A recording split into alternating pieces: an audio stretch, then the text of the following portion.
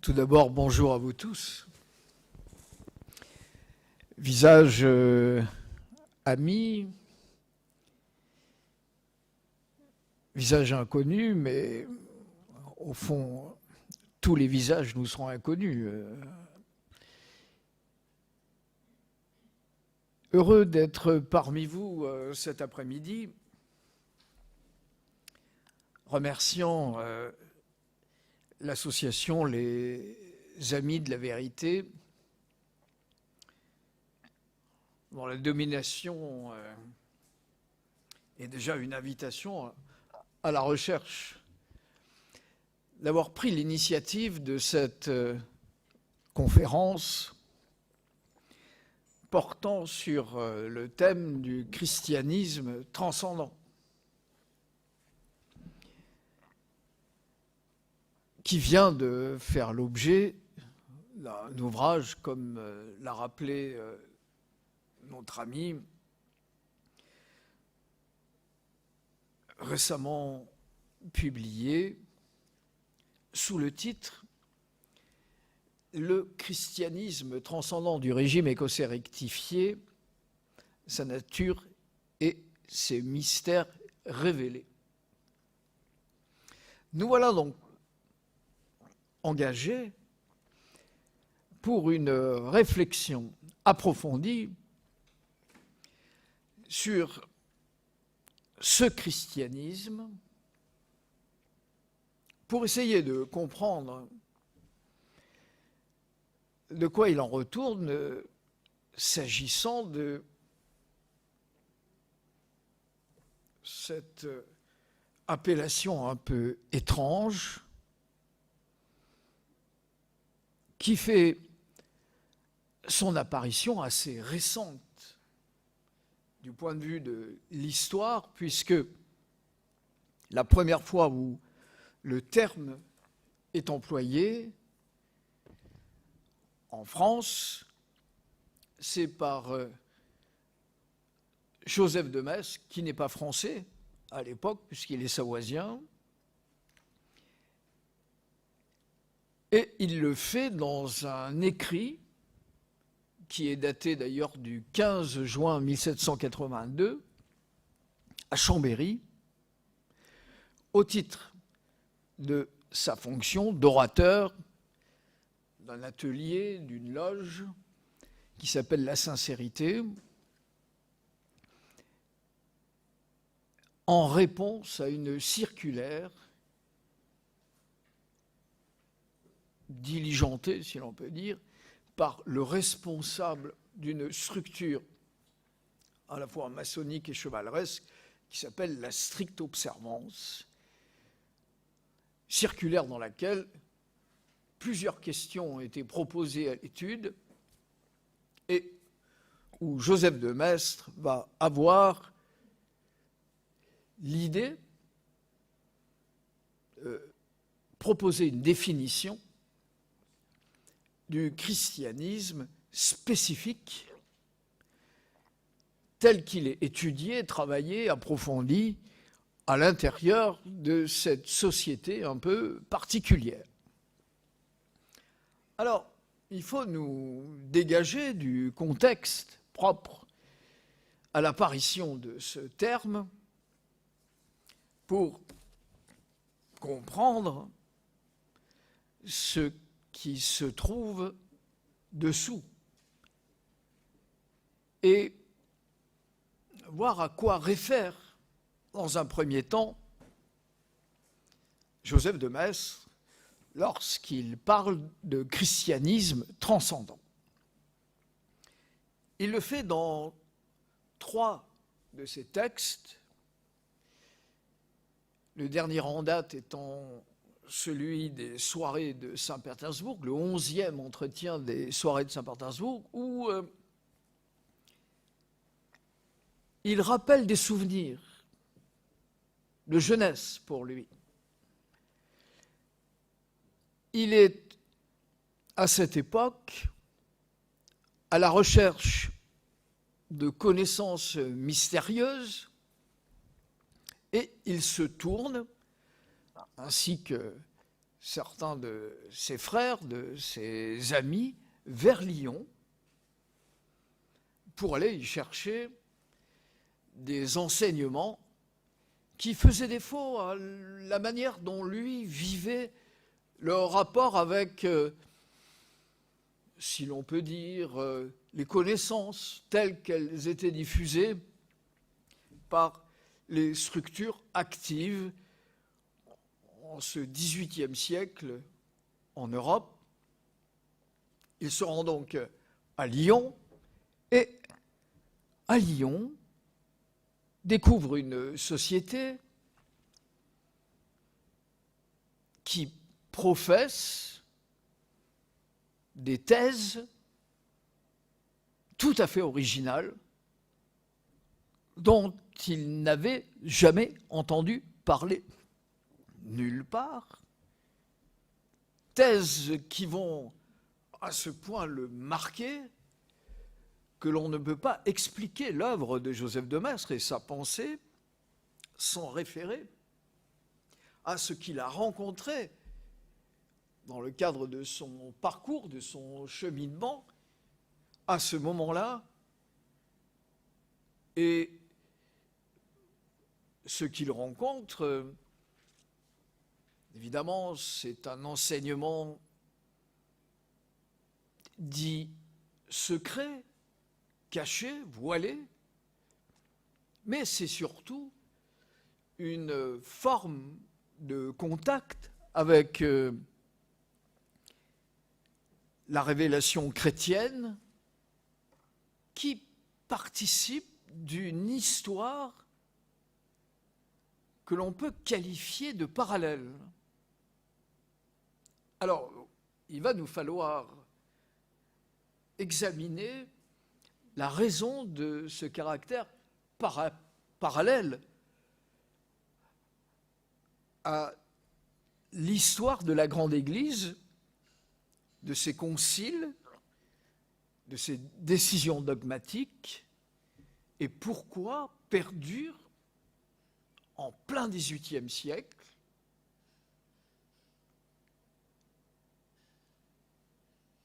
la continuité d'une pensée qui ne réfère pas aux décisions officielles telles que l'Église l'a prise à travers toute son histoire, mais s'écarte sur plusieurs points notables des affirmations telles qu'arrêtées de manière officielle, si l'on peut dire, lors des conciles de l'Église. Joseph de Maistre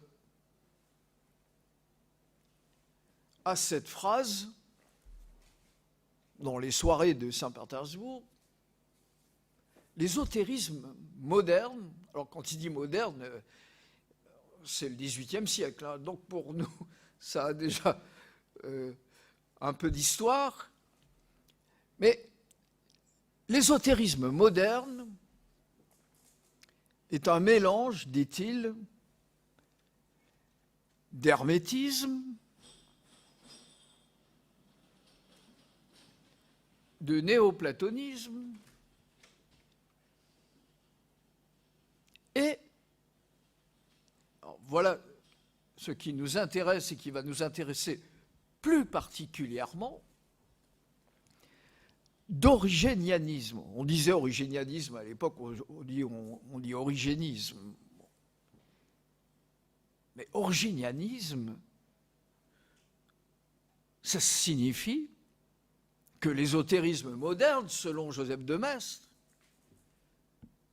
se rattache ou fait référence à une personnalité tout à fait singulière à travers l'histoire de la chrétienté, Origène d'Alexandrie. Pourquoi Origène apparaît sous la plume de Joseph de Maistre lorsqu'il parle de l'enseignement reçu à Lyon? Alors on va essayer de contextualiser pour que tout le monde puisse à peu près fixer les repères. À Lyon, à cette période, lorsque Joseph de Maistre se rend à Lyon, on est en 1778, est en train de se produire un bouleversement à l'intérieur des sociétés initiatiques, en tout cas de la franc-maçonnerie européenne, puisque les Lyonnais prennent la décision de réformer, rectifier, modifier une structure allemande dite stricte observance, qui, elle, a pour objet la réédification de l'ordre du Temple, disparu, comme on le sait, après les condamnations fulminées par la papauté et Philippe le Bel, qui voit la disparition de l'ordre du Temple en Europe et son refuge dans les îles d'Écosse, plus concrètement dans le sud de l'Europe, le Portugal ayant joué un rôle tout à fait significatif dans la sauvegarde de ce que représentait l'ordre du Temple. Mais enfin, Joseph de Maistre, qui lui rencontre Jean-Baptiste Villermoz, et qui va avoir des entretiens d'ailleurs avec lui, découvre que cette volonté de réforme de la stricte observance, qui a donné d'ailleurs entre le mois de novembre et début décembre 1778 ce que l'on appelle le Convent des Gaules, où les provinces françaises de la stricte observance ont décidé de se rattacher à la perspective et la vision telle que fixée et proposée par Jean-Baptiste Villermoz, propose, par-delà cette volonté de réforme de la stricte observance, un noyau doctrinal. C'est le grand, si l'on peut dire, le grand domaine du régime écossais rectifié, un noyau doctrinal qui fait apparaître, lorsqu'on examine ce qu'il soutient, ce noyau doctrinal, que l'on travaille dans la classe qui était réservée à cette époque, au XVIIIe siècle, dite secrète, à l'approfondissement de l'enseignement secret, noyau doctrinal, donc, qui fait apparaître des thèses tout à fait singulières, au titre, si l'on peut dire, de la doctrine chrétienne. Quelles sont ces thèses? La première de ces thèses que Joseph de Maistre découvre dans ce corpus doctrinal est qu'à l'origine, avant le commencement des temps, on va comprendre pourquoi d'ailleurs, un peu plus tard, dans ce texte rédigé par Joseph de Maistre, où il fait apparaître pour la première fois le terme de christianisme transcendant, qui s'appelle le Mémoire au duc de Brunswick, qui est reproduit dans cet ouvrage, daté du 15 juin 1782, il reprend la phrase de saint Augustin: la vraie religion a bien plus de 18 siècles, elle naquit le jour où naquirent les jours.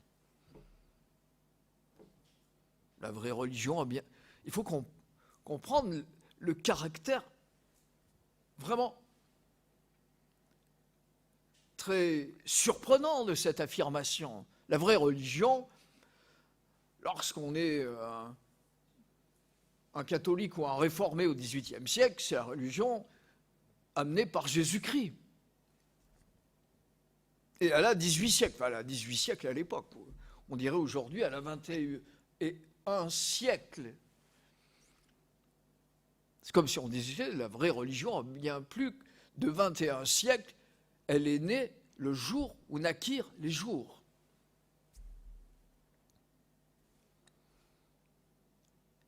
En réalité, ce noyau doctrinal, ce corpus doctrinal, soutient dans la première de ses affirmations que l'être premier, l'être éternel, si on est aristotélicien, on dirait l'être en tant qu'être. Si on est plutôt dionysien et apophatique, on choisirait plutôt la ténèbre divine. Mais peu importe l'appellation, émane, dans l'immensité divine, des esprits. Émane des esprits.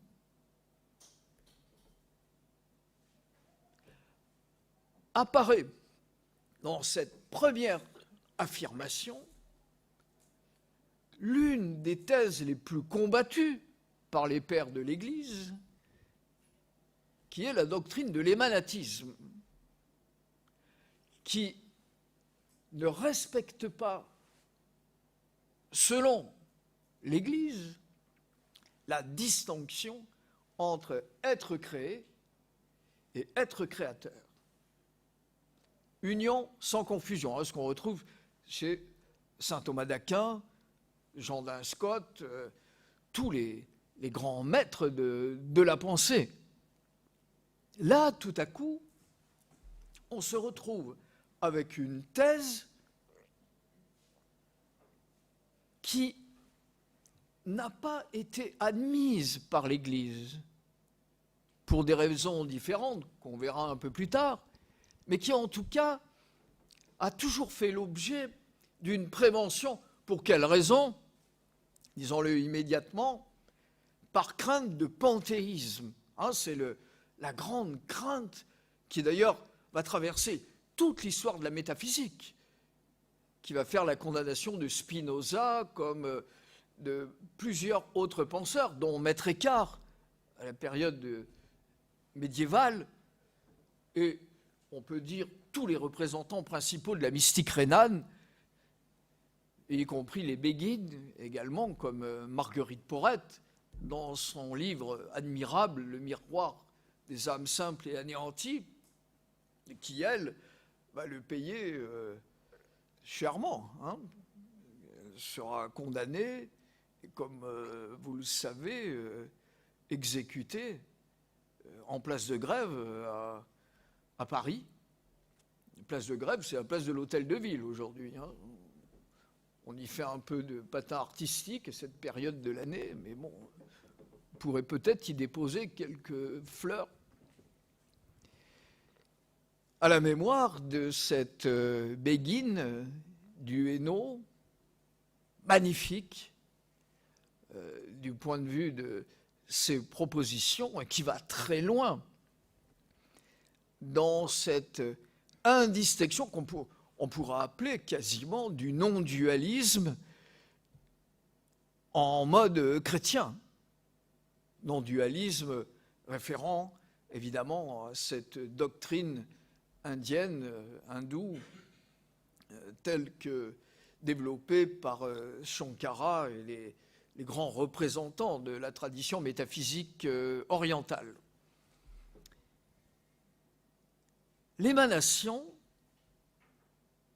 est donc le premier point axial, et c'est d'ailleurs sur lui que repose toute l'architecture doctrinale du régime écossais rectifié, que découvre Joseph de Maistre.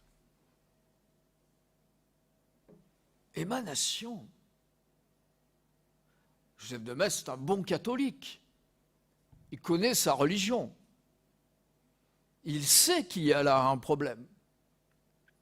Mais il sait également que ce problème est connu de Villermoz et des autres frères qui l'entourent, qui sont instruits sur ces sujets et savent qu'il y a des difficultés du point de vue dogmatique. Mais d'où vient cette notion? Comment apparaît-elle? Alors, il nous faut faire un petit voyage rapide dans le temps, puisque nous sommes déjà au XVIIIe siècle, donc on n'a pas besoin de faire un long voyage. Jean-Baptiste Villermoz, au titre de son cheminement et de son expérience, rencontre, il est né en 1730, en 1767, il est encore jeune, 37 ans, rencontre à Versailles, un jour où il se rend à Paris pour ses affaires commerciales, un personnage énigmatique du nom de Martinez de Pasquali. Et c'est auprès de Martinez de Pasquali qui a ouvert à Versailles un temple au nom et sous les auspices de l'ordre qu'il a constitué, qui s'appelle l'ordre des chevaliers maçons et Lucoènes de l'univers.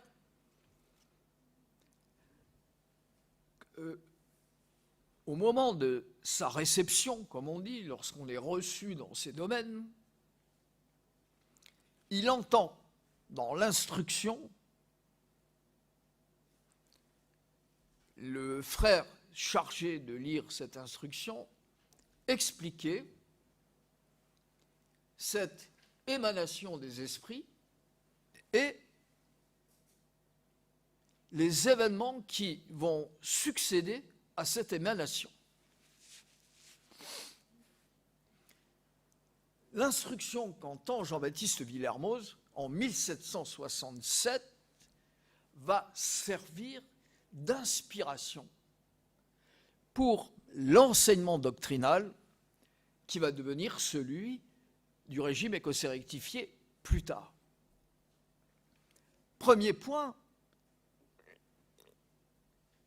qui a de quoi surprendre un esprit averti au XVIIIe siècle et qui reste encore aujourd'hui une difficulté non négligeable et en même temps une caractéristique spécifique du régime écossais rectifié qui est,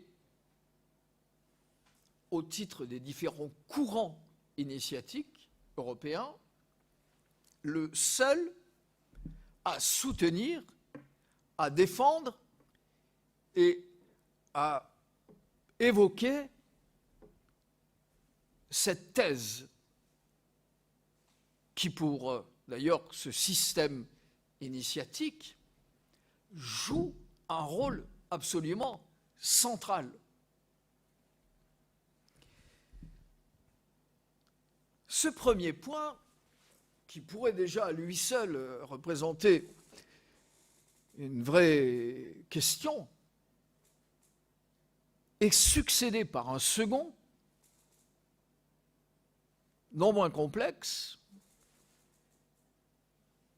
qui affirme que ces esprits émanés au nombre de 4 classes d'esprits, on ne va pas trop rentrer dans les détails pour rester clair, mais enfin, sachez qu'il y a quand même, comme il y a 9 cœurs des anges, pour Martinez de Pasquali, il y a 4 classes d'esprits, les esprits dénaires, huiténaires, septénaires, ternaires. À partir de là, d'ailleurs, vous avez toute l'arithmétique, ou plus exactement l'arithmosophie du régime écossais rectifié. Mais mettons ça de côté pour l'instant. Le deuxième grand point fondamental, c'est que ces esprits, se lassant de la contemplation de Dieu, c'est-à-dire de même, et oui, même nature. S'ils sont de même nature, ça veut dire qu'ils sont identiques. Et s'ils sont identiques, ça veut dire que rien ne les distingue de Dieu lui-même. Vont se refroidir, se lasser de la contemplation divine et tout à coup se révolter, une partie d'entre eux, conduits par le plus brillant, le plus lumineux de ces esprits,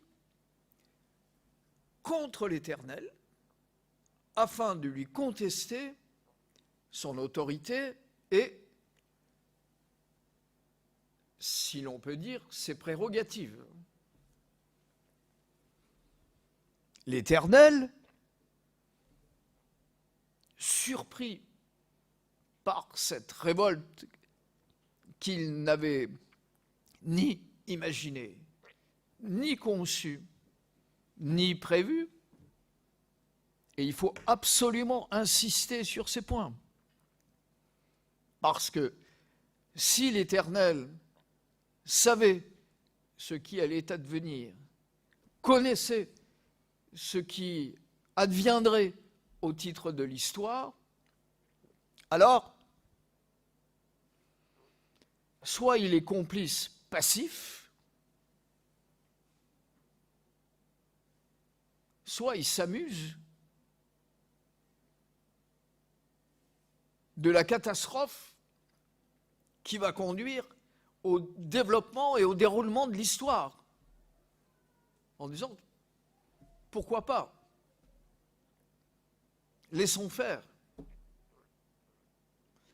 ce qui relèverait quand même d'une certaine perversion morale de Dieu. Dire que Dieu tout-puissant a tout vu, tout conçu et tout prévu, ça signifie qu'il sait, qu'il connaît et qu'il a prévu toute l'apparition, le développement du mal dans l'histoire.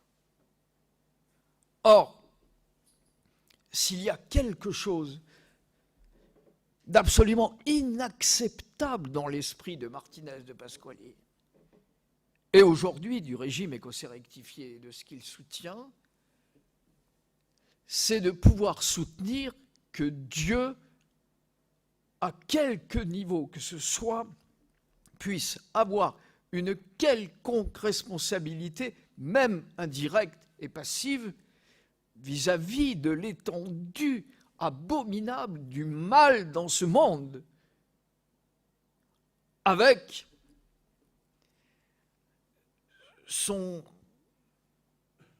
sa succession d'abominations, d'horreurs, de crimes, de destruction, de séismes, de cataclysmes, de souffrances, dans tous les règnes de la nature, depuis les créatures les plus fragiles, les plus faibles, les plus humbles, jusqu'au règne animal. Et la perspective même de réconciliation universelle, chez Pasquali, embrasse même le végétal et le minéral. C'est-à-dire tous les règnes de la créature, tous les règnes de la création, qui participent de la même destination et de la même origine, et qui ont vocation au même retour à l'unité divine. Alors, revenons à cette innocence de Dieu devant ce qu'il n'avait pas pu concevoir. Pour une raison bien simple, d'ailleurs, sur le plan métaphysique, c'est que Martinez de Pasquali reprend la conception d'Origène et de saint Augustin sur le caractère non substantiel du mal. Le mal est un néant. Ce n'est pas quelque chose. Ce qui les distingue d'ailleurs du dualisme pur. Ce n'est pas un principe coéternel. C'est un manque. Et Dieu, face à ce manque, est comme nous tous. Il est impuissant. Mais alors, dire que Dieu est impuissant, lorsque on soutient que l'omnipotence divine est l'un des types, on va dire, spécifiques de la nature de Dieu, ça veut dire qu'il y a une limite à sa toute-puissance. Oui. Si l'on veut préserver l'innocence de Dieu, il faut aller jusqu'à admettre que la toute-puissance a une limite, qu'il y a un moment où Dieu lui-même est mis en échec. Alors ça a été repris par certains théologiens contemporains, ces notions. Ce qui fait que, du point de vue métaphysique, la doctrine du régime écossais rectifié peut entrer dans un dialogue fructueux avec certaines perspectives théologiques qui ont été portées par Monod, Jacques Maritain ou autres, en particulier sur ce caractère de l'innocence de Dieu.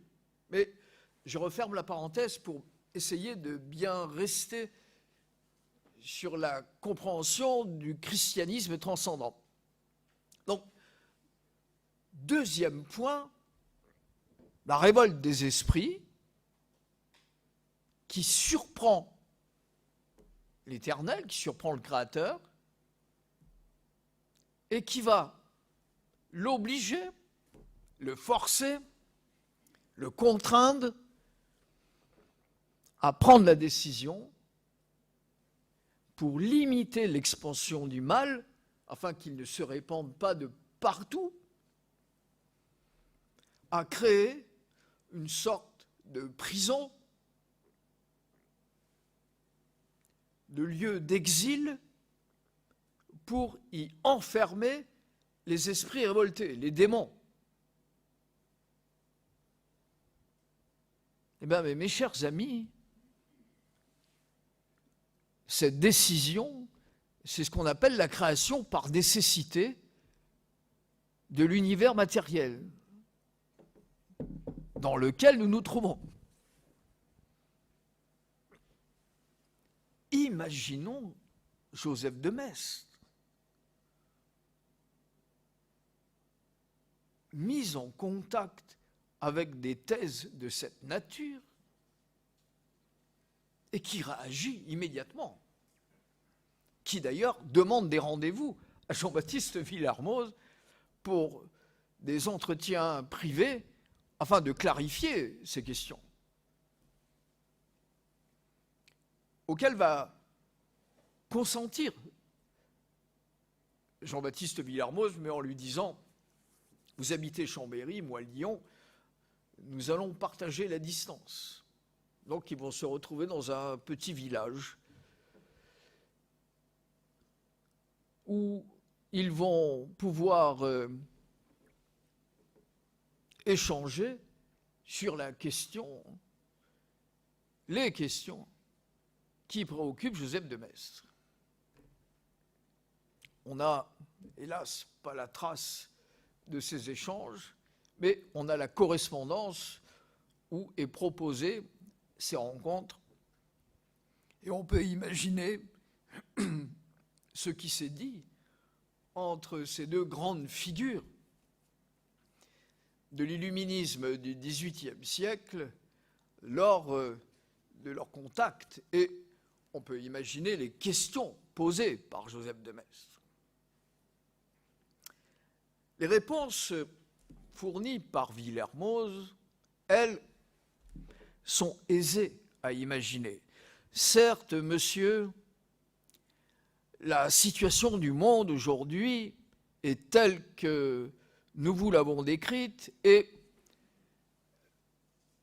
il y a certaines affirmations qui relèvent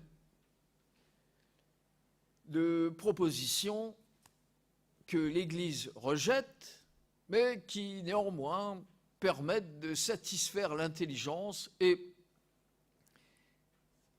de répondre à cette grande énigme. Comment un Dieu bon, plein d'amour pour sa créature, peut-il rester silencieux et indifférent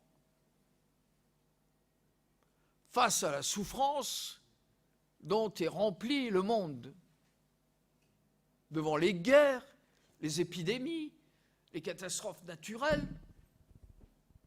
Il est là, il regarde, il laisse faire, ne dit rien.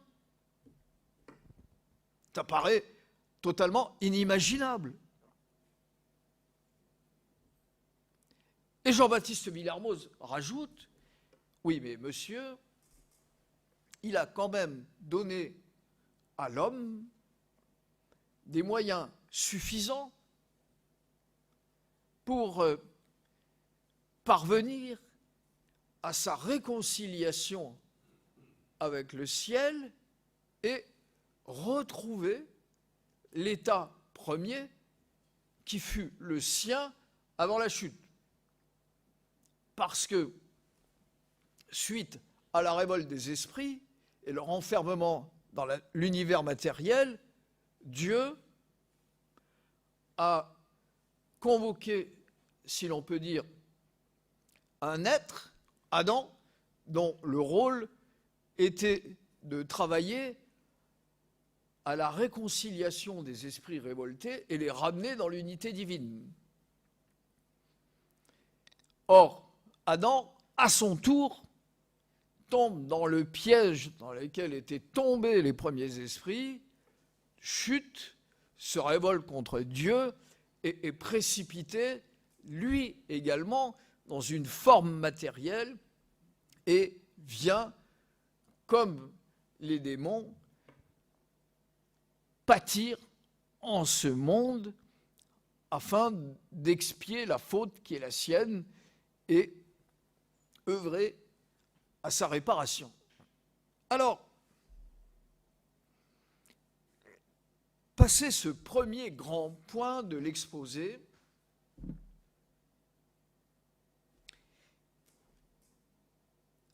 on commence à comprendre pourquoi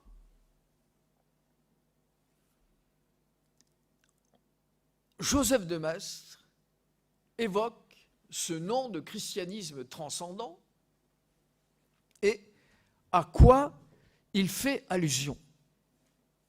Lorsque Joseph de Maistre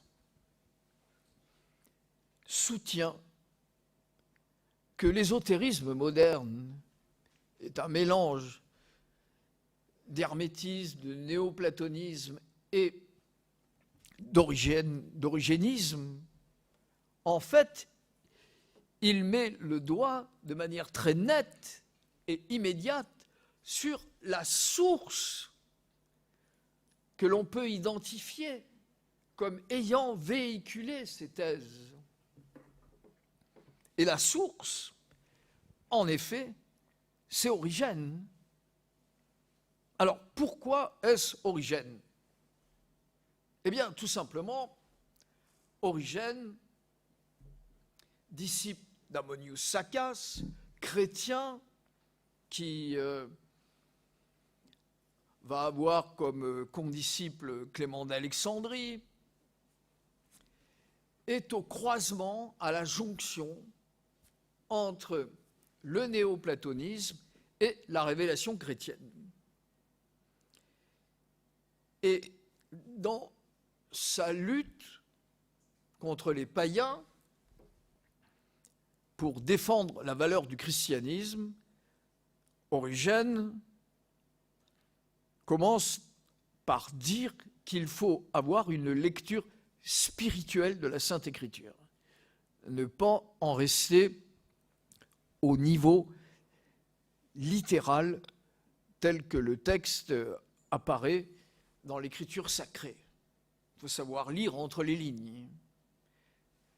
Et ce qui se trouve entre les lignes, selon Origène, c'est précisément certaines lumières qui ont fait leur apparition dans certains courants de la philosophie grecque, de la pensée grecque, et qui permettent d'éclairer, de décrypter, pourrions-nous dire, les affirmations, les paraboles, et en particulier le récit mosaïque de la création. Les 6 jours où Dieu créa le monde, etc. Et où Origène essaye de trouver des éléments dans le récit biblique qui permettent de faire intervenir des éléments d'explication qui sont comme des clés, qui sont comme des compréhensions satisfaisantes et qui libèrent l'esprit des énigmes, et pour ne pas dire des incompréhensions totales sur la manière dont les faits sont présentés dans la Sainte Écriture. Au moment où Adam et Ève sont dans le jardin d'Éden,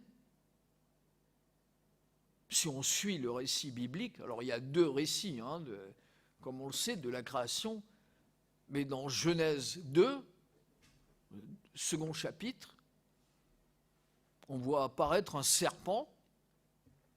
Non, on se demande bien d'où il sort. On ne nous a pas parlé jusqu'à présent de la prévarication des esprits. Que vient faire ce serpent tentateur en Éden? C'est une des questions dans la réflexion d'Origène, dans ses commentaires sur le livre de la Genèse, qui est tout à fait pertinent. Il dit, mais si le mal est présent en Éden, ça veut dire qu'il s'est passé quelque chose en paradis. Ça veut dire qu'il y a eu une révolte. Ça veut dire que le mal a fait son apparition. Et comment est-il apparu si les esprits ne sont pas révoltés? Vous voyez un peu l'enchaînement. Et en effet, le raisonnement d'Origène l'amène à dire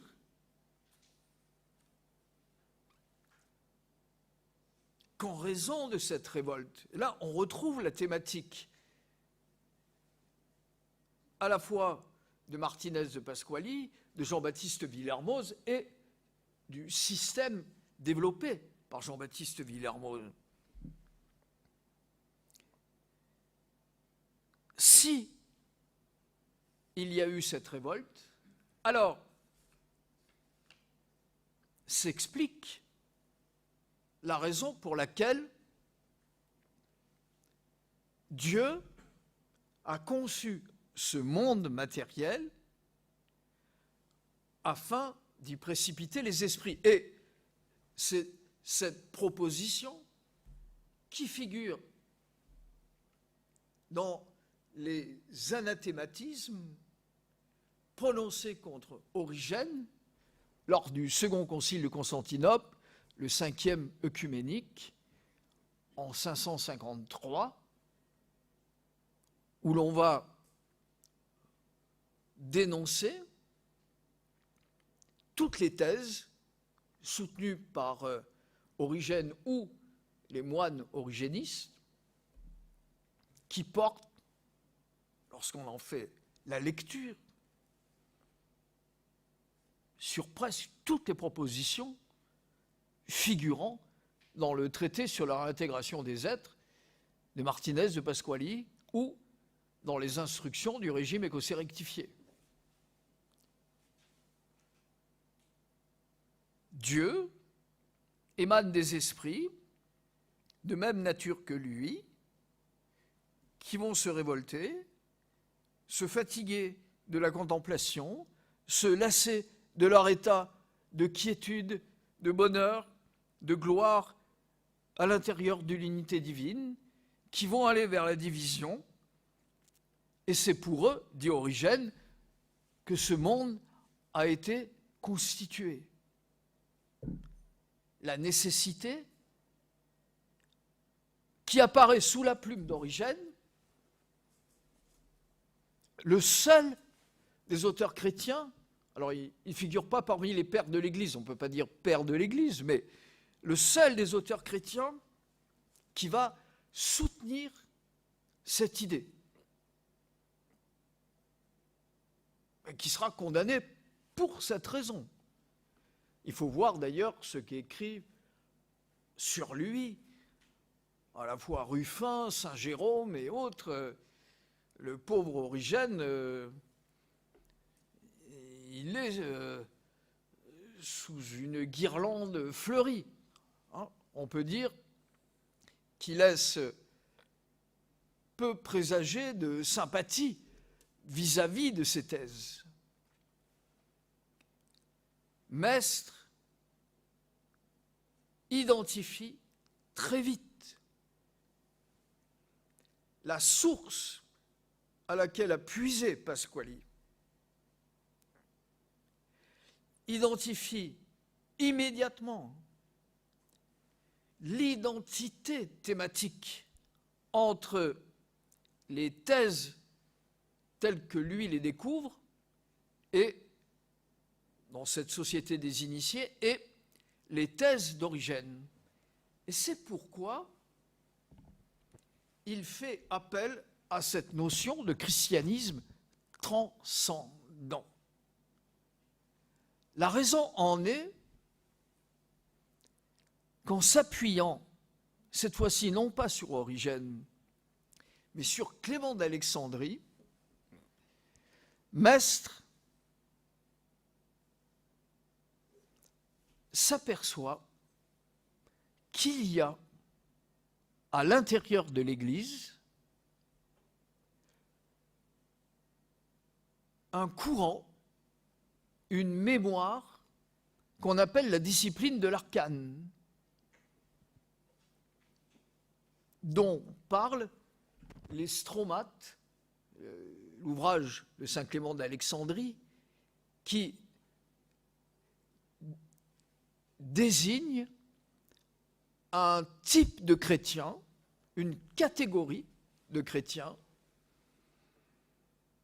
qu'il appelle les gnostiques. Alors, ce n'est pas les gnostiques dualistes qui soutiennent qu'il y a deux principes coéternels.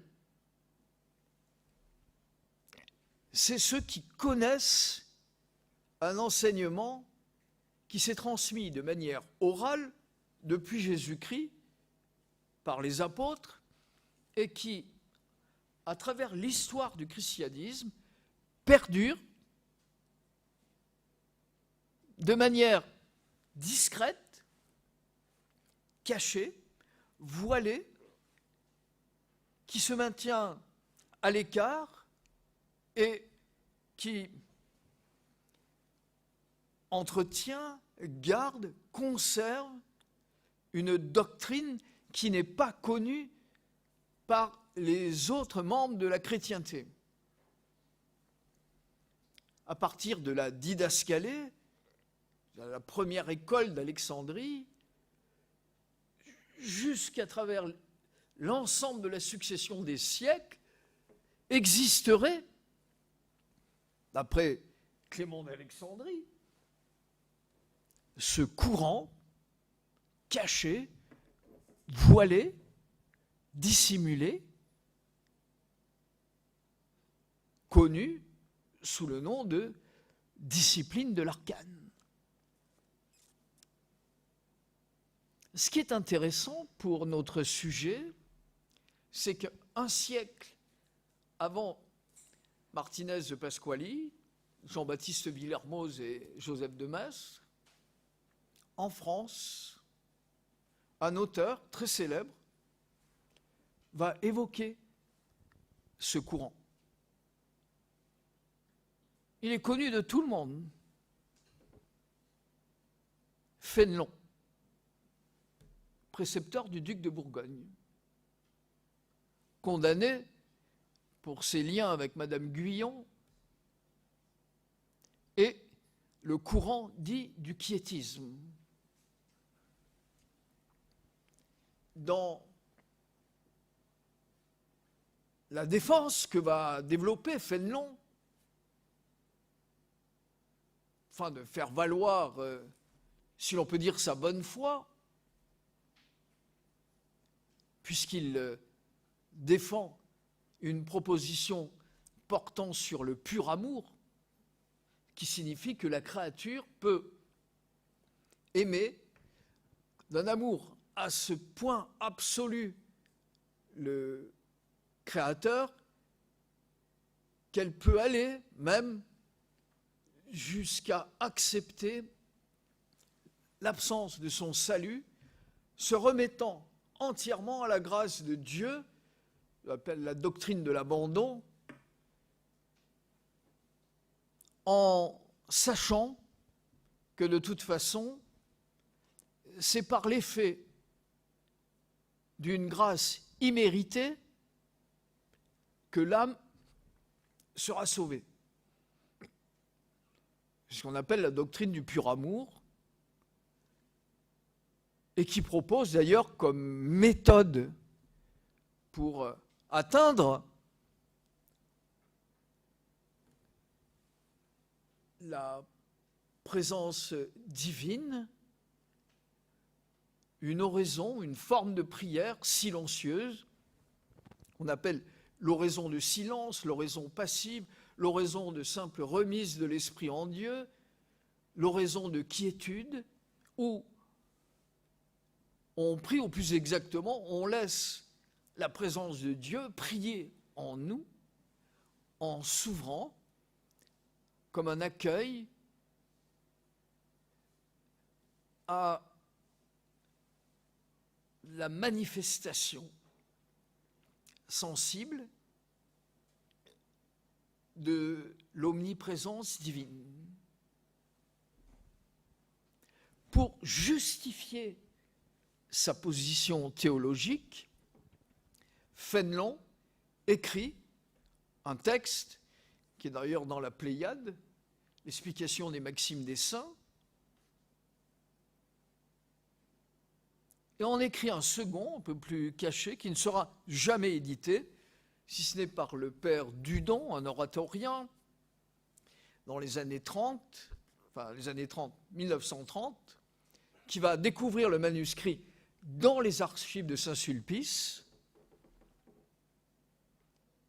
et qui va publier sur le titre « Le gnostique de Saint Clément d'Alexandrie ». Le gnostique de Saint Clément, sous-entendu le gnostique de Saint Clément d'Alexandrie. Texte dans lequel Fénelon, archevêque de Cambrai, soutient qu'il y a dans l'Église une voie qui n'est pas la voie empruntée par la totalité des chrétiens, qui est réservée à un petit nombre et qui relève de cette discipline de l'arcane, de cette voie spécifique où sont enseignées des vérités que parfois l'Église a condamnées, qu'elle ne peut pas admettre et qu'il ne faut pas trop diffuser sur la place publique. Vous savez qu'on a reproché à Madame Guyon et à Fénelon de transformer les chrétiens en bonzes bouddhiques en les faisant prier en silence, sans gestuelle corporelle, c'est-à-dire sans génuflexion, sans les mea culpa, sans la récitation du chapelet, à la fois pendant l'office liturgique et après. Alors aujourd'hui, on dirait bon, c'est des charismatiques, hein, ils sont remplis de l'esprit et ils vivent du souffle invisible de la présence de Dieu qui les nourrit intérieurement. Ben oui, en réalité, oui, c'était ça. Et ils considèrent qu'ils ont accès, par la prière intérieure, à des lumières de compréhension de ce qu'est la nature de Dieu, mais plus encore, de ce qu'est leur propre nature, de ce qu'ils sont véritablement eux-mêmes, et la raison de leur présence au monde, et la manière offerte par la divine providence pour rejoindre le ciel, pour se rapprocher de la dimension divine. Rappelons ici également que Martinez de Pasquali accompagne sa doctrine de pratique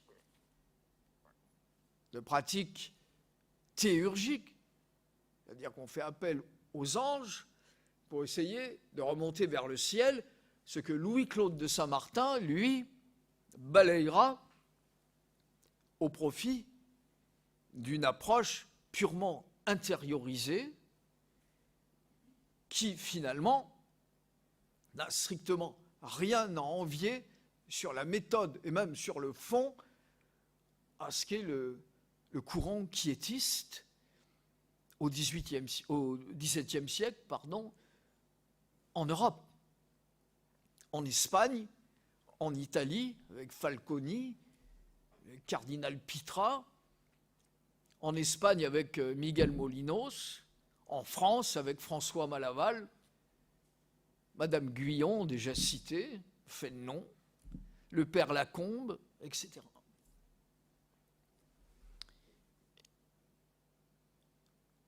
Vous imaginez bien que le nom que l'on peut donner à ce christianisme, condamné à de nombreuses périodes de l'histoire par l'Église, par l'institution officielle, peut bénéficier de cette désignation de christianisme transcendant. Maistre dit, c'est le nom que les Allemands donnent à une forme de christianisme qui n'est pas exactement identique avec celui enseigné par les églises. Parce qu'il sait très bien que chez les réformés, il y a les mêmes préventions, un peu moins, mais tout de même, vis-à-vis de certaines propositions, il y a les mêmes préventions à l'égard des thèses de ce christianisme. Nous voilà donc, eh bien, chers amis, à ce moment de la communication, qui n'en est qu'à ses prémices.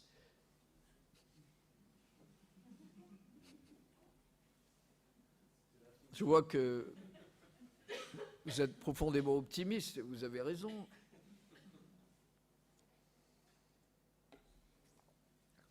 Nous sommes donc là en présence à la fois d'une histoire. Si on avait un tableau, mais il y en a un, mais il n'y a pas les feutres, on aurait pu...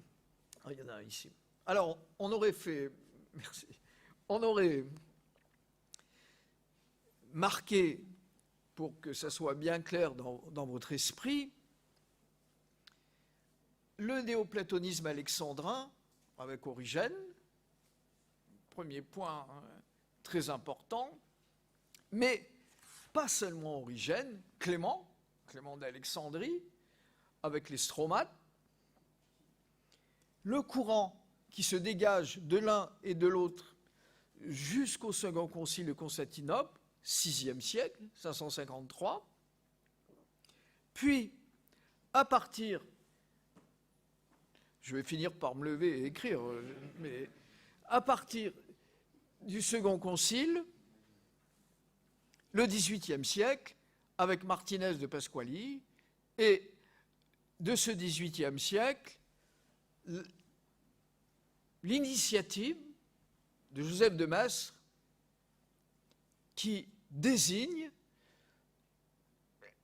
ce courant, si l'on peut dire, ou l'ensemble de ces courants, parce que c'est assez composite, il y a plusieurs branches à l'intérieur, qui mélangent à la fois de la Kabbale chrétienne, qui mélangent de la mystique, et en particulier la mystique rhénane. On a parlé du béguinage tout à l'heure, qui font appel aussi à une certaine métaphysique scotérigène, d'un Scott, ne sont pas étrangers à cette sensibilité. Donc, l'ensemble de ces éléments, mais également la Kabbale proprement dite, Isaac Luria, Moïse Maïmonide, Léon l'Hébreu, qui relèvent vraiment de ce type d'influence, nous sommes là face à un ensemble de tendances, de courants qui vont nourrir l'illuminisme chrétien du XVIIIe siècle, l'illuminisme chrétien qui va donner naissance à différentes branches, le rosicrucianisme, la franc-maçonnerie, la mystique, le quiétisme. Pour les augustiniens, la tendance issue de Port-Royal,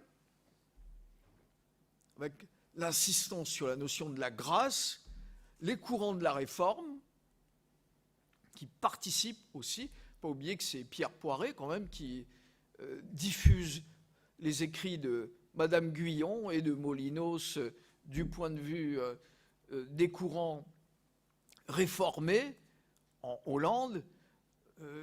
C'est d'ailleurs aux Pays-Bas ou en Belgique où se réfugie Arnaud pour échapper aux foudres de l'absolutisme royal. C'est donc tout un ensemble de petits ruisseaux, Madame Guyon aurait dit des torrents, qui forment de grandes rivières. D'ailleurs, ce sont les images qu'elle utilise dans les torrents, qui se précipitent vers la mer, cet océan magnifique qui est cette religion éternelle qui naquit le jour où naquirent les jours. Et là, ça dépasse le tableau, puisque on est dans quelque chose qui relève de l'au-delà du temporel. C'est précisément cet aspect qui va faire l'objet de ce deuxième grand point de l'exposé.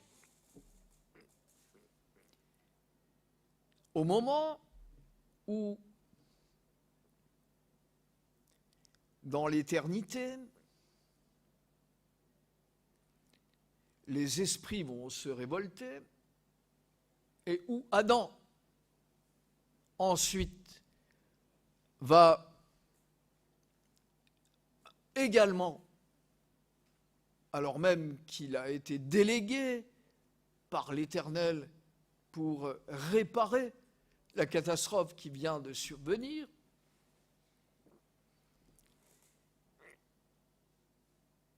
par amour, Dieu,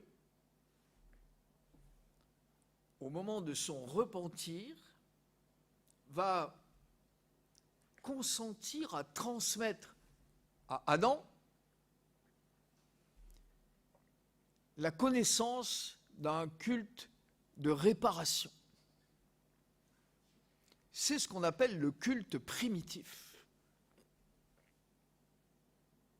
Ce culte primitif, célébré en Éden, pour que, grâce à la fois au rite et aux paroles prononcées, la créature soit en mesure de retrouver sa relation perdue avec l'Éternel.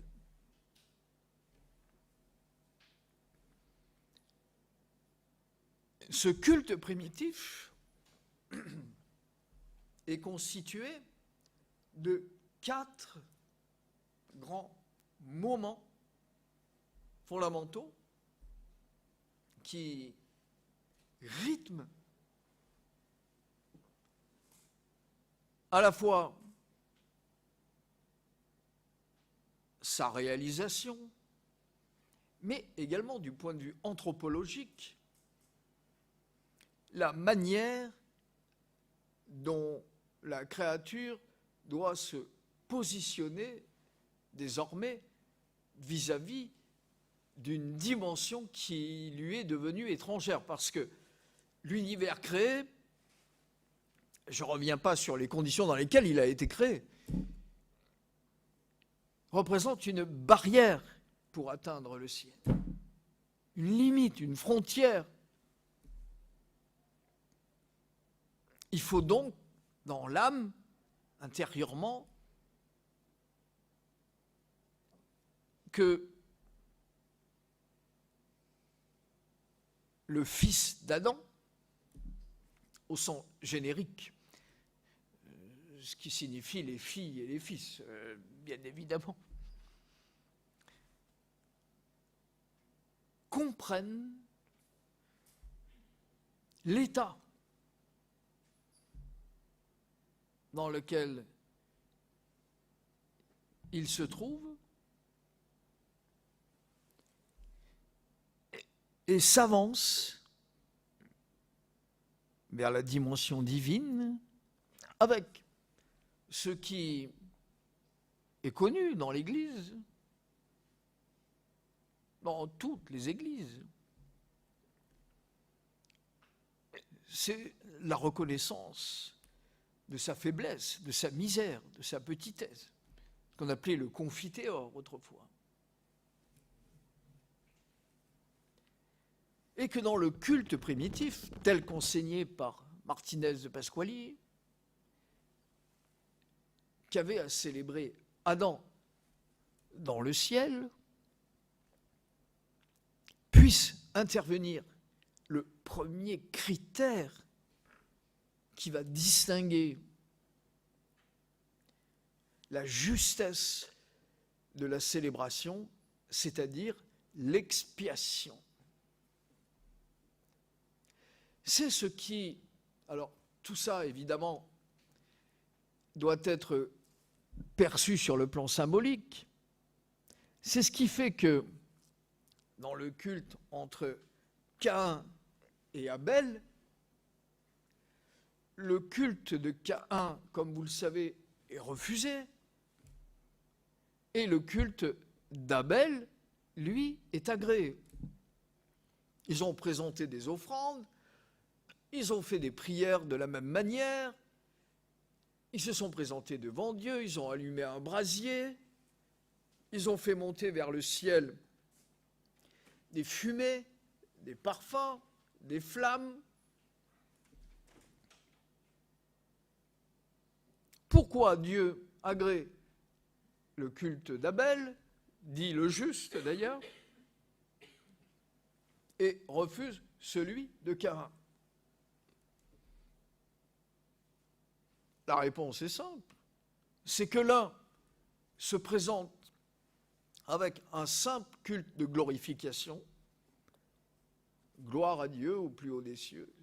C'est pour ça d'ailleurs que l'Église intelligemment ne fait pas ou ne faisait pas réciter le Gloria au moment des périodes pascales jusqu'à Pâques. Et Abel, qui glorifie Dieu, rajoute néanmoins le sentiment de son néant, le sentiment de sa misère. Pourquoi faire? Pour permettre à la grâce d'advenir. L'un veut atteindre le ciel par ses propres forces et par ses propres moyens, et est à l'origine, Caïn, ça dit quelque chose à beaucoup de monde ici, surtout si il est précédé par le mot Tubal. C'est l'édification de la tour de Babel, qui vise bien à atteindre le ciel. On s'aperçoit d'ailleurs que l'histoire ne change pas. Aujourd'hui, on essaye de construire des édifices de plus en plus élevés. Je crois qu'on en est à 800 et quelques mètres, qu'on veut aller à 1000 mètres. Le paradoxe, c'est que c'est à peu près dans la même région où était située la tour de Babel. Enfin bon, passons.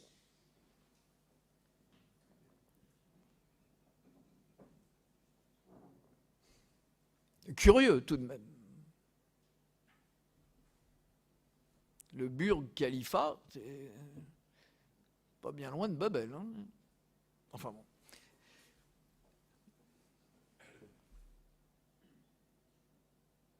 Donc, Caïn et ses descendants essayent d'atteindre le ciel par des moyens matériels.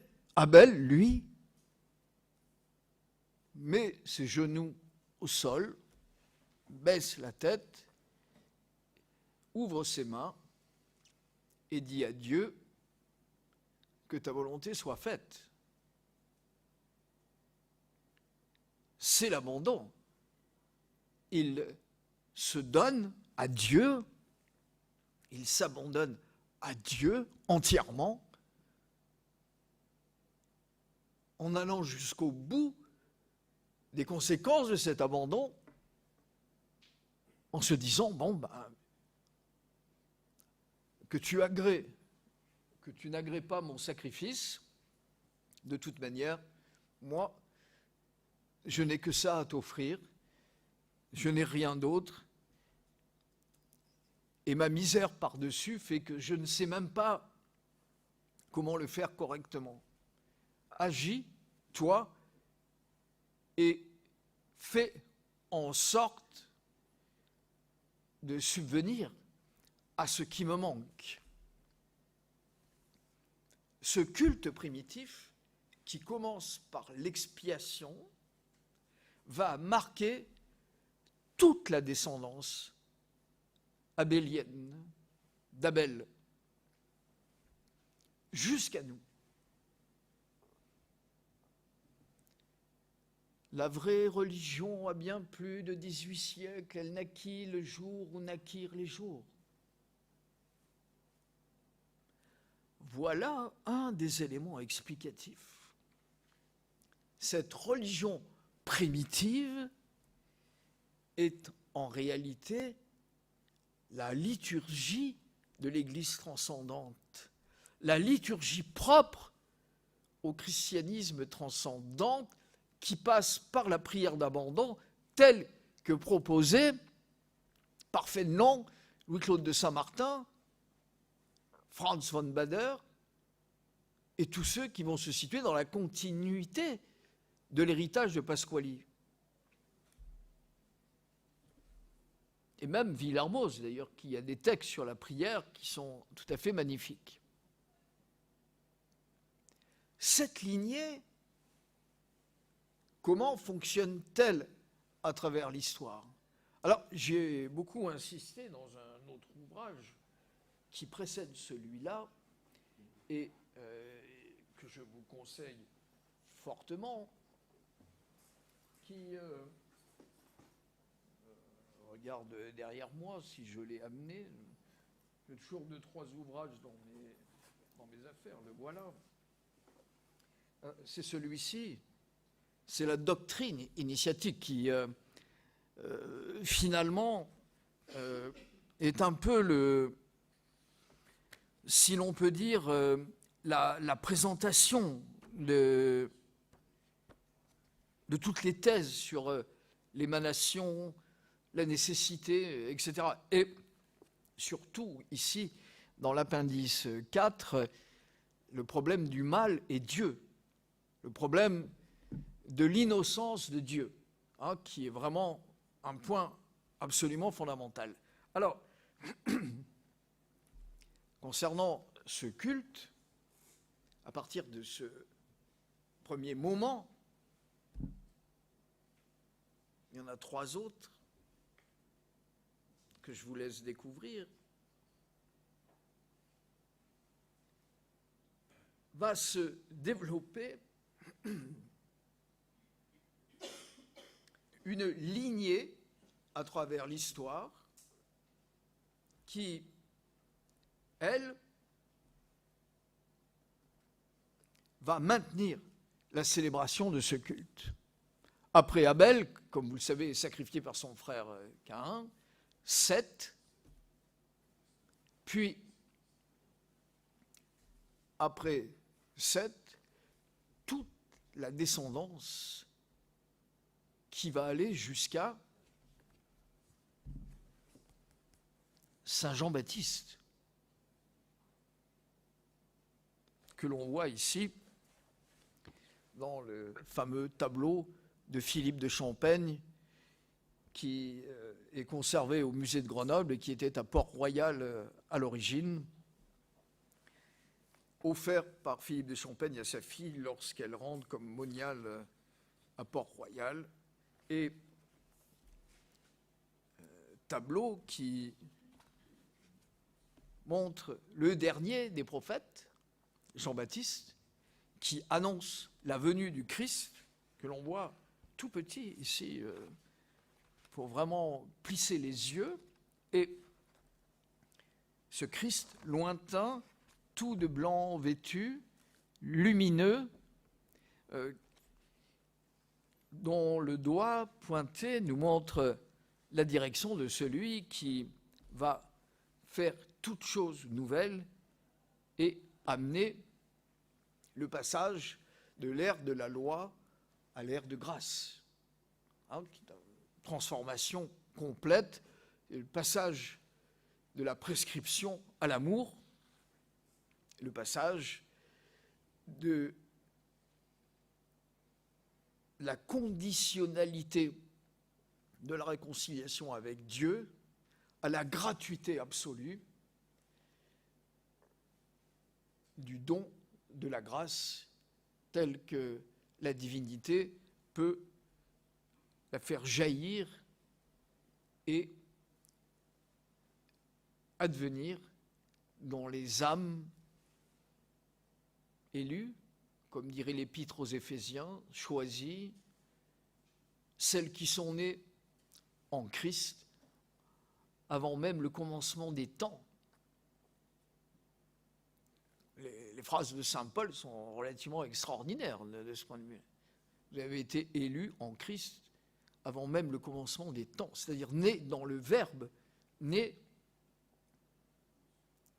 si l'on peut dire, comme dit d'ailleurs Pierre, hein, dans l'épître de Pierre, de nature divine. Alors, ce culte qui spécifie la religion transcendante, qui spécifie ce christianisme transcendant, va passer de patriarche à patriarche, Enoch, Élie, Josué, etc., Noé, etc., Melchisédek, etc., Zorobabel, jusqu'à Jean-Baptiste. Et le Christ en sera d'ailleurs le témoin, professant, comme il le dit d'ailleurs, le sacerdoce de Melchisédek, se rattachant à cette lignée patriarcale qui traverse l'histoire à la marge de la synagogue, à la marge de tous les courants, à la marge du paganisme, puisque, comme vous le savez, plusieurs des successeurs d'Abel refuseront les faux cultes d'adoration à des dieux étrangers et conserveront la mémoire du lien avec cette figure cachée, voilée, obscure, d'un Dieu inaccessible, mais pourtant qui veille sur ses créatures et dont on sait qu'il se trouve placé dans une situation de limite, d'impuissance face à la domination et à la diffusion du mal dans l'histoire, face à une condition générale qui fait de lui une sorte de victime d'un désordre contre lequel il ne peut rien. Et ça, mes bien chers amis, ce n'est rien d'autre que le mystère de Jésus enfant, petit enfant, dans la crèche, qui prend forme humaine sous les aspects la plus humble qui soit, un nouveau-né, que l'on va célébrer bientôt, le mois prochain, avec des parents qui n'ont trouvé aucun logis pour s'abriter, qui sont donc des êtres perdus dans un environnement qui n'est pas le leur, en exil, qui d'ailleurs vont très vite s'exiler en Égypte, la terre d'Égypte représentant le lieu de la prévarication, le lieu des peines chez Martinez de Pasquali. Je n'insiste pas trop sur Martinez, on va essayer de rester sur le culte du christianisme transcendant. Et dans le deuxième acte le plus bouleversant n'est autre que la passion sur le bois sacré de la croix, où il semble être terrassé par le mal, où il semble être en totale incapacité de réagir face au mal. Au moment de son sacrifice,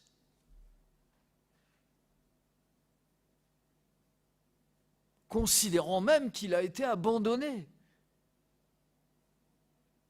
par les paroles magnifiques du Vendredi Saint.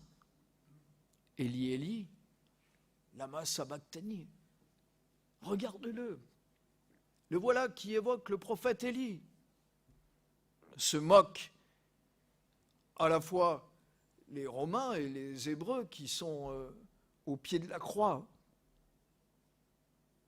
Alors même que c'est à ce moment-là que se joue l'acte métaphysique le plus puissant de l'histoire, où un Dieu s'anéantit. Alors c'est la désignation employée par saint Paul, la kénose divine, s'anéantit au bénéfice de sa créature pour la libérer des conditions à laquelle l'a enfermée la prévarication divine. Et de la crèche au crucifixion, comme on dit dans certaines paroisses. En paroisse, en Savoie, on avait cette phrase, de la crèche au crucifixion, il nous aime mêmement. C'est le même. C'est le même Jésus enfant, Jésus sur la croix, cloué. Alors le Christ de Pascal, comme ça, selon le Christ grec,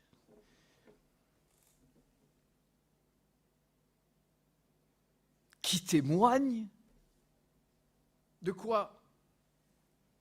Bien sûr, de l'amour de Dieu, évidemment. De l'amour de Dieu pour le monde, de l'amour de Dieu pour les créatures. Mais surtout, de la nature de Dieu. Dieu n'est pas différent dans son éternité de ce qu'il est sur la croix.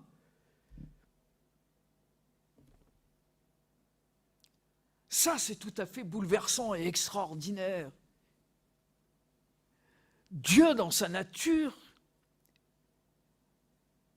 est identique dans son éternité invisible de ce qu'il manifeste au moment où, terrassé par la puissance démoniaque, il est mis en croix par ses bourreaux, expiant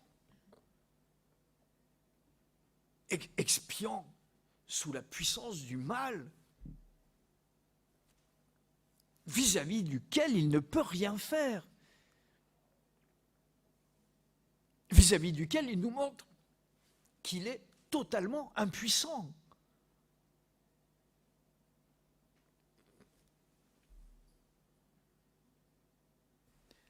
Une leçon de métaphysique appliquée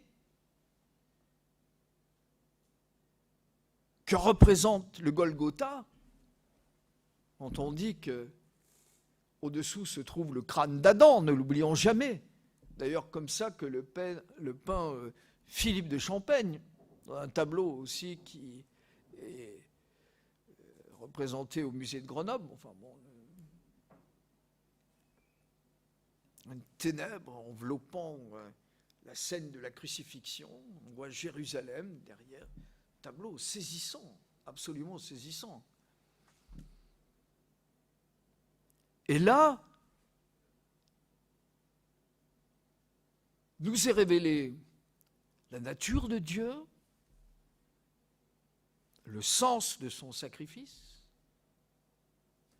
son impuissance à agir avec des moyens humains pour résoudre les problèmes humains, faisant appel à une dimension purement spirituelle, spiritualisée, et dans un don d'amour absolu, qui le porte au maximum de quoi? De ce qu'Adam aurait dû accomplir, mais qu'il n'a pas été en mesure d'accomplir. Et c'est pour ça que le Christ s'appelle le nouvel Adam. Et que Louis-Claude de Saint-Martin a écrit un ouvrage qui s'appelle Le nouvel homme. C'est-à-dire l'homme transformé en Christ. L'homme transformé dans le don d'amour gratuit, immérité, la pure grâce invisible de l'Éternel. Qui, par sa pensée, sa volonté et son action, met en œuvre l'ordre des choses pour que les âmes égarées, en raison de leur propre responsabilité, puissent retrouver le chemin de ce que l'on appelle au régime écossais rectifié la réintégration. Selon la dénomination, le titre de l'ouvrage de Martinez de Pasquali, la réintégration des êtres dans leur première propriété. On comprend ce que ça veut dire, puisqu'Adam participait d'une classe d'anges, était un ange, était un esprit, vertu, c'est-à-dire tout ce qui faisait les qualités propres d'Adam, la fidélité, la piété, le don d'amour, etc. Les 7 dons de la sagesse, de la vertu, et puissance spirituelle, c'est-à-dire sa capacité à célébrer un culte qu'il ne peut plus célébrer comme il le célébrait en Éden. Ce premier culte enseigné à Adam en Éden, c'est le premier moment du culte primitif. C'est le premier moment de la vraie religion qui naquit le jour où naquirent les jours.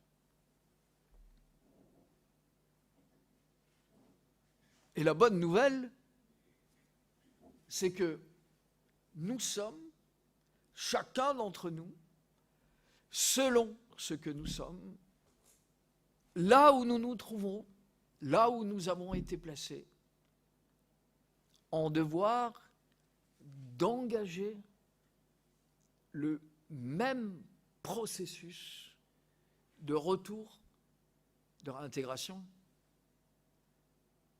qu'Adam a, lui, mis en œuvre pour que nous retrouvions cet état. Quand ça? Maintenant. Ah, ce n'est pas plus tard? Après la mort? Non. Ici et maintenant. Mais oui, comme je suis, dans ma situation, oui, c'est très simple. Pliez le genou,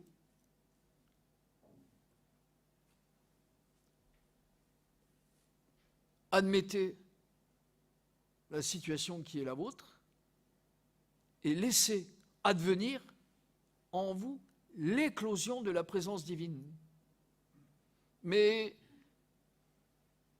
sans les sacrements de l'Église, sans le clergé, je sais bien où on est en prononçant ces phrases, mais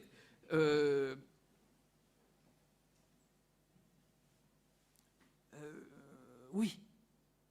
Ah, je le dis timidement, mais bon, c'est ce que disait Fénelon, ce que disait Madame Guyon, ce que disait Maître Écart. On ne fait pas d'impiété, on ne contredit pas, au fond, tout l'amour qu'on a pour toutes les lumières que l'Église apporte à apporter au monde, mais on dit simplement qu'il y a peut-être une petite voie.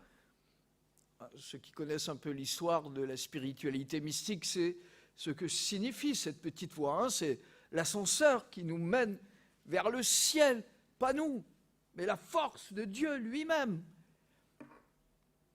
C'est pas un peu quiétiste, la petite Sainte Thérèse? Ah, vous croyez? Non.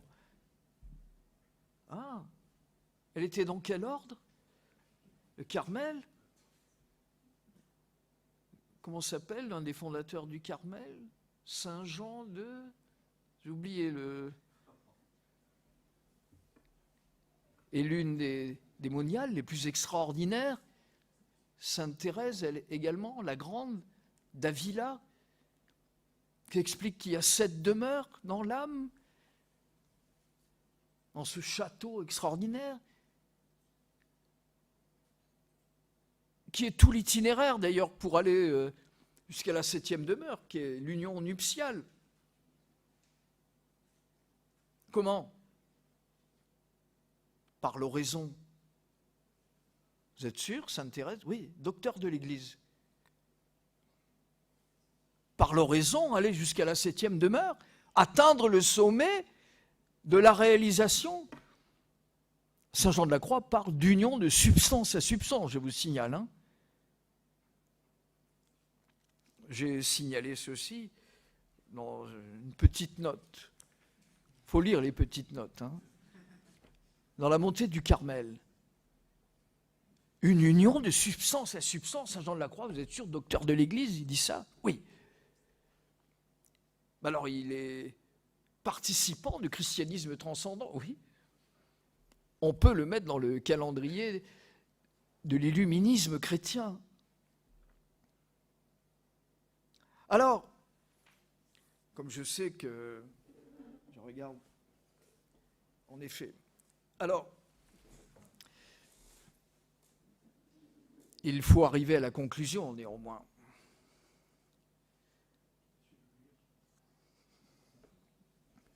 Comment peut donc être mis en œuvre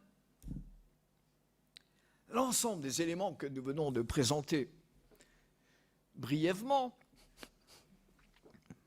ou presque, afin que tout ça puisse avoir une action concrète pour nous, pour chacun d'entre nous, et plus largement, pour toutes les âmes de désir qui souhaitent enfin être nourries de la grâce divine, être consolées en elle, être bénies, et leurs larmes asséchées, et enfin goûter des joies de la communion transcendante avec la dimension à laquelle nous aspirons légitimement et au sein de laquelle nous savons, parce que notre désir est inassouvissable, rien ne peut le satisfaire. Nous avons une soif folle de l'éternité, de l'infini. Tout ce qui s'arrête, tout ce qui est limité, tout ce qui n'est pas complet est pour nous un objet de souffrance. Tout appelle l'éternité, comme disait Nietzsche. Mais comme finalement tous les mystiques le disent, tout en nous aspire à l'éternité. Tout aspire à la plénitude. C'est pour ça que nous écoutons d'ailleurs des musiques qui nous font partir dans des domaines où on a l'impression de communier avec l'infini, avec des sons tenus, avec des basses continues, des drones qui semblent envahir à la fois le corps et l'esprit et nous porter vers les essences abstraites. Et là, on se dit, c'est magnifique. Mais bon, il faut redescendre à un moment, parce que il est tard, il faut se coucher. Bon. Mais on n'a pas envie. On veut que tout ça dure. Et c'est vrai dans tous les actes de la vie. Les relations, les voyages, tout est comme ça à travers l'être humain. Alors, chacun de ces petits moments de grâce où on a l'impression de communiquer, de rentrer en contact avec le ciel, sont bien évidemment des bénédictions qu'il faut prendre et apprécier en remerciant l'infini des dons qui nous sont faits. Mais comment être persuadé que notre chemin ici-bas est vraiment inclus dans la perspective à laquelle aspire au plus profond d'entre nous notre âme, et Et donc de venir à l'intérieur de ce grand courant du christianisme transcendant, un être ayant été en mesure d'être transfiguré, on connaît la transverbération de Sainte Thérèse, d'être transfiguré par la présence de Dieu, eh bien, tout simplement, en lisant les écrits de la vérité, en écoutant ceux qui nous ont parlé à travers l'histoire de ces possibilités, les grands maîtres qui nous ont précédés, ceux qu'il est nécessaire de rappeler. C'est d'ailleurs tout l'objet de ces ouvrages, de nous inviter à nous nourrir de nouveau de tous ces écrits, de tous ces textes, afin que nous soyons fécondés dans l'esprit. Et puis, après les avoir lus, car même si la lecture de la vérité est une bonne chose, néanmoins, elle ne suffit pas. Elle n'est pas en mesure par elle-même d'accomplir la transformation de l'être, d'entrer, mes bien chers amis, dans l'expérience vivante, concrète, immédiate de la présence de Dieu, de la présence divine, en se jetant sans retenue en lui.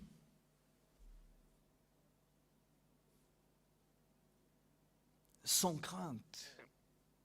Vous vous rappelez la parabole du Christ aux apôtres, le lac de Jéricho. Hommes de peu de foi, n'ayez pas peur. N'ayez pas peur de Dieu. N'ayez pas peur de ce que signifie cette possibilité de rencontre. N'ayez pas peur de ce qu'il peut advenir dans ce moment présent où surviendra, comme l'explique Jean-Pierre de Caussade, dans ce livre magnifique, L'abandon à la providence divine, où surviendra le don gratuit de Dieu dans l'expérience de la vie intime de l'être, au plus profond de lui, dans la chambre sacrée, où là,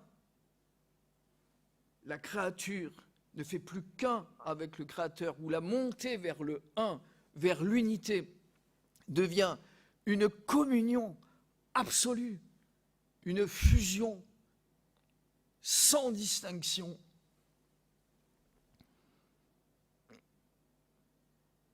Alors, s'accomplit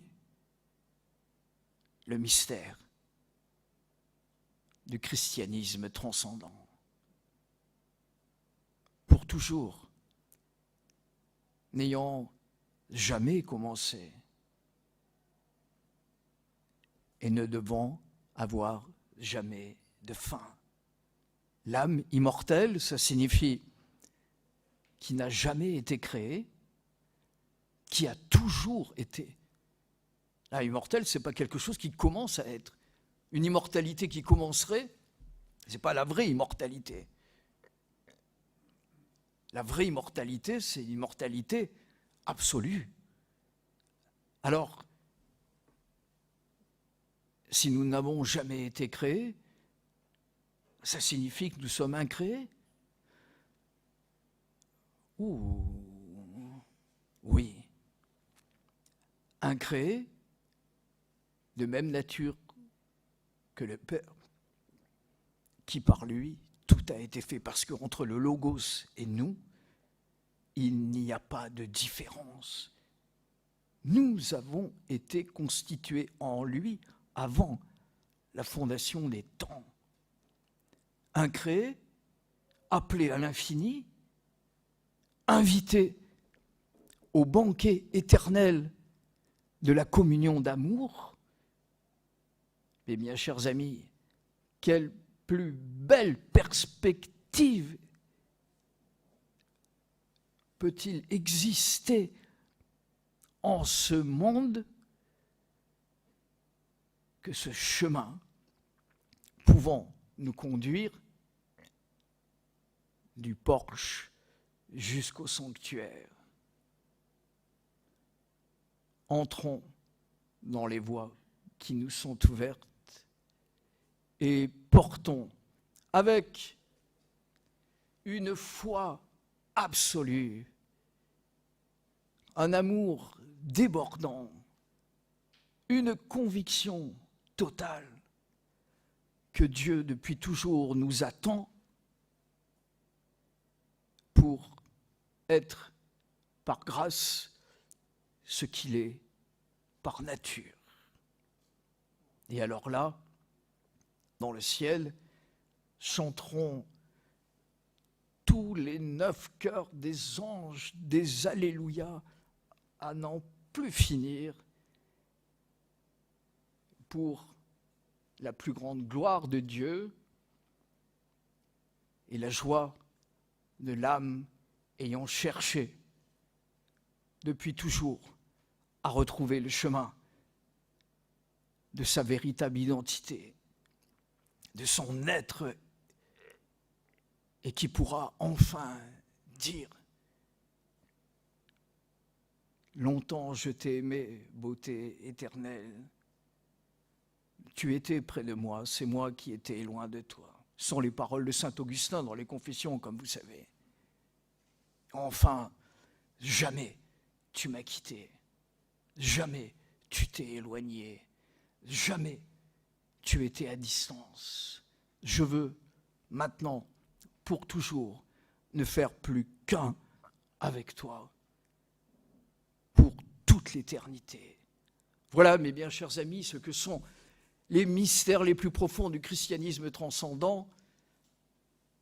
Et j'en suis convaincu et persuadé, ces quelques mots semés, comme dit saint Augustin, des semina verbi, des semences du Verbe dans les âmes, feront que chacun saura trouver la clé d'or qui lui permettra d'entrer dans le sanctuaire intérieur de son âme et y découvrir la lumière rayonnante de l'être éternel.